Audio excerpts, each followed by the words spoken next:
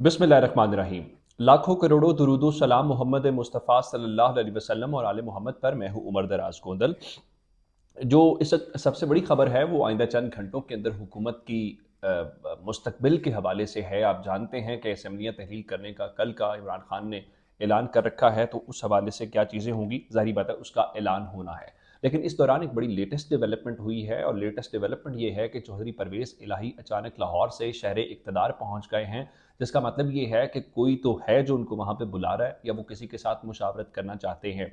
और मैंने आपको बताया था कि खबरें आ रही हैं कि जैसे चौधरियों ने तहरीक इंसाफ के कुछ लोगों को इस बात के ऊपर कायल कर लिया है कि फौरी तौर पे असेंबलियां तहलील करने का फ़ायदा नहीं होगा फरवरी तक। और फरवरी तक चले गए तो उसके बाद गेम वैसे ही आपके हाथ से निकल जाएगी। मार्च अप्रैल में रमज़ान है, और फिर एक ख़ास टाइम के बाद election commission of Pakistan assembly dissolve कर भी देंगे, हद तक इस्तीफ़े भी दे देंगे।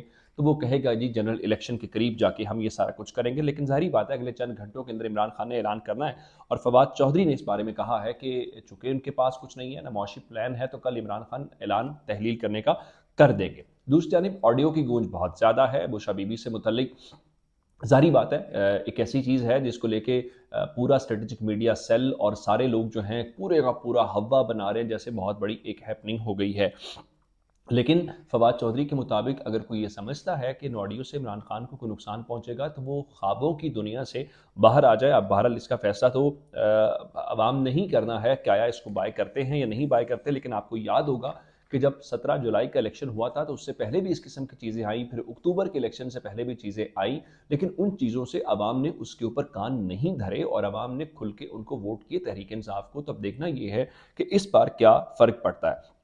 अब मुआशी सूरत हाल इस किस्म की है कि मैं आपको सिर्फ अगर नवंबर के महीने बताऊं, चूंकि मैं हर वीडियो के अंदर आपको डिटेल के साथ चीज़ें बता रहा हूं जो हमारे पास आ रही हैं।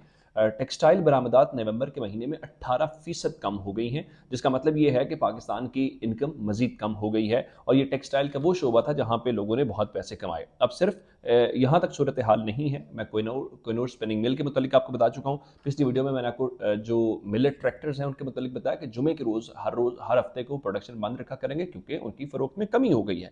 लेकिन हुकूमत ने, शहबाज शरीफ साहब ने एक इजलास किया। उस इजलास के अंदर उनके लोग मौजूद थे, वज़रा मुआवनीन खुसूसी, और मईशत डूब रही है।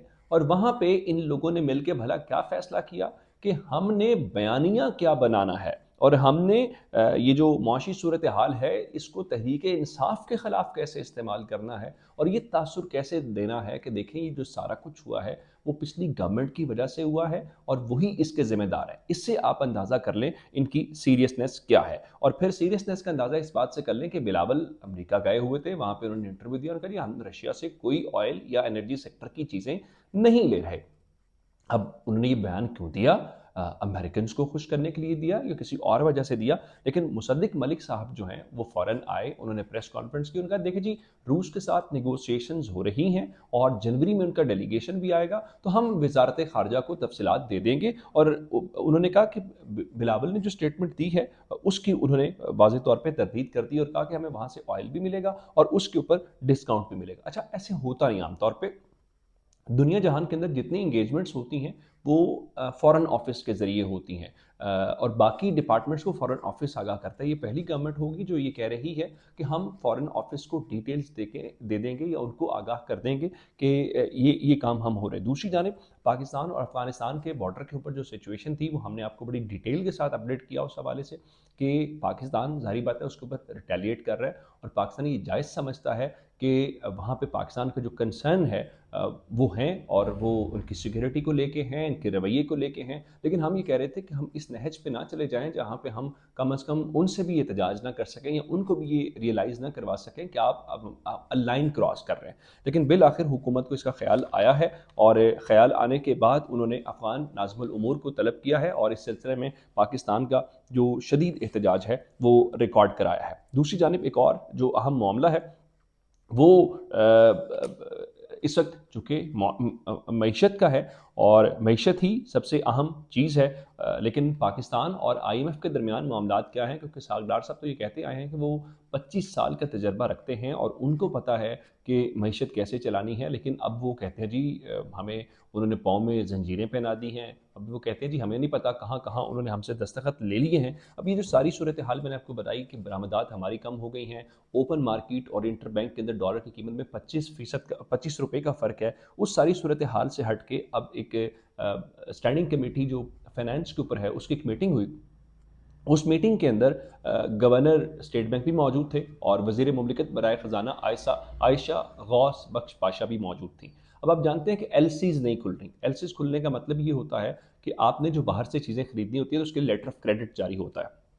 अब गवर्नर स्टेट बैंक ने वाज़े तौर पे ये बता दिया है कि जब तक हमारे पास बाहर से पैसा नहीं आएगा, हम यहाँ से पैसा रिलीज़ नहीं करेंगे। जिसका मतलब ये है कि आपकी जो इम्पोर्ट्स ज़रूरी हैं, जैसे मिसाल के तौर पे हमारे पास ये है कि जनाब अद्वियात का जो ख़ाम माल है, वो चंद हफ़्तों का रह गया है, तो हमारे पास एक और क्राइसिस आ सकता है। तो उस चीज़ को लेके वो कह रहे नहीं। अच्छा, दूसरी जानिब जो आयशा गौस बख्श पाशा साहबा ने फरमाया है, वो ये है कि देखें जी पाकिस्तान और आईएमएफ के दरमियान इख्तलाफ़ात हैं और उन्होंने बताया जी पिछली गवर्नमेंट खरीदती महंगा रही और पेट्रोलियम मसनूआत आगे सस्ती करती रही। चलिए उस बात को तो अब 8 महीने हो गए हैं। अब तो चीज़ें आपने अगली जो नेगोशिएशंस की थी वो तो पिछली नेगोशिएशंस की थी। तो इस बार जो 9th रिव्यू है वो आपकी पिछली जो परफॉर्मेंस है उसकी बुनियाद के ऊपर होना है। तो उनके मुताबिक जी उसमें हमारे इख्तलाफात ज़रूर हैं, लेकिन अभी तक ये प्रोग्राम मुअत्तल नहीं हुआ। अल्लाह ना करे कि मुअत्तल हो, क्योंकि अगर मुअत्तल हुआ तो फिर हमें बहुत प्रॉब्लम हो जाएगी। हमने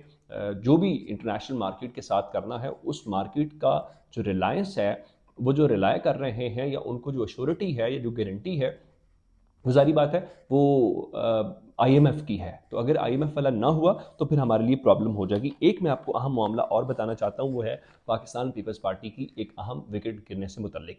मुस्तफ़ा नवाज़ खोखर साहब का नाम आपने सुन रखा है और आज़म सवाती साहब वाले मामले के ऊपर उनको उनकी पार्टी ने उनसे कहा कि आप रिज़ाइन कर दें और रिज़ाइन करने के बाद उन्होंने रिज़ाइन तो कर दिया। 2018 के अंदर वो सेनेटर बने थे, तो 10 नवंबर 2022 को उन्होंने तकरीबन 1 महीना पहले अपने ओहदे से इस्तीफ़ा दे दिया और पार्टी की जो सीट है उनके हवाले कर दी, जो कि होना भी ऐसा ही चाहिए था। लेकिन अब इस सिलसिले में आज बाज़ाब्ता तौर पे उन्होंने पाकिस्तान पीपल्स पार्टी छोड़ दी है। मुस्तफ़ा नवाज़ खोखर एक अच्छा नाम था, एक अच्छा एडिशन था पाकिस्तान की पॉलिटिक्स के अंदर। देखिए इख्तिलाफ़ हो सकता है, जहाँ पे वो गलत होंगे हो सकता है मैंने उनको किसी मामले पे कहा वो गलत है। जहाँ वो सही बात कर रहे हैं वहाँ पे हमें उन्हें कहना चाहिए कि वो सही बात कर रहे हैं। तो फिलहाल पाकिस्तान पीपल्स पार्टी को उन्होंने छोड़ दिया। अब वो कहाँ जा रहे हैं? बहुत सारे, चूँकि वो फवाद चौधरी के बहुत करीबी दोस्त हैं और लोगों के बहुत सारे करीबी दोस्त हैं, तो मुमकिन तौर पर पाकिस्तान तहरीक इंसाफ को ज्वाइन कर रहे होंगे। तो इस किस्म की चीज़ें पाकिस्तान की सियासत में होती रहती हैं। लेकिन जिस मामले पे उनसे इस्तीफ़ा लिया गया था आज़म सवाती वाले मामले के ऊपर, तो इस्लामाबाद हाई कोर्ट ने जो उनके सामने केस था, उसका तफसीली फ़ैसला जारी कर दिया है। और उन्होंने कहा जी वो सूबों को इंस्ट्रक्शंस नहीं दे सकते, एफआईए को हुक्म नहीं दे सकते। तो एक मैकेनिज़्म होना चाहिए, ये जो केसेस हैं एक साथ रजिस्टर हो जाते हैं, ये नहीं होना चाहिए सुप्रीम कोर्ट की मुदाखलत, लेकिन हम कर कुछ नहीं सकते। अच्छा, इतना स्पीडी जस्टिस उन्होंने प्रोवाइड किया कि जब तक उन्होंने जस्टिस प्रोवाइड किया तब तक बलूचिस्तान और सिंध हाई कोर्ट ने उनके केसेस भी ख़त्म करने का, उनको रिहा करने का और मज़ीद मुकदमात दर्ज ना करने का हुक्म दे दिया। लेकिन विफाक के अंदर मौजूद जो इस्लामाबाद हाई कोर्ट है वो कहते हैं जी हम हुक्म नहीं दे सकते। ज़ाहिर बात है जी, अब सलमान शहबाज को इंसाफ दें, बाकी लोगों की खैर है। अपना बहुत सारा ख्याल रखिएगा। खुदा हाफ़िज़।